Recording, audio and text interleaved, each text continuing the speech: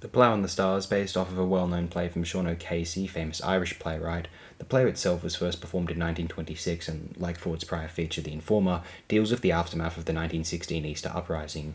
Unfortunately, Ford claims that the substance of the text was extracted from his finished film due to the studio's interference, on the level of the casting choices and in the emphasis within the narrative itself on the political character, from what I understand incredibly simplified from the thesis within the source play.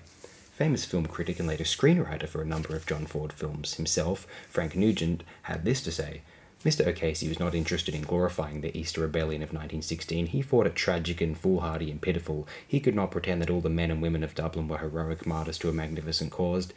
He recognised sardonically that, while some went on to orate, to fight and to die, others dived from the shelter of their tenement warrens to the shelter of their pubs, bickering and carping, stooping to a bit of plunder when they had the chance.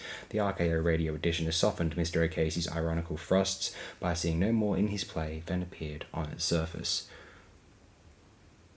The Plough and the Stars is a superbly photographed film, reasonably acted, if not overly theatrical. One can imagine a certain social realism strived for in the source text when performed, and its script is decent by Hollywood standards. One cannot expect more depth out of political Hollywood works at this time, so the extent, at least in retrospect, that The Plough and the Stars does attempt to distill a stance on the Irish Republican cause is fairly bold in of itself.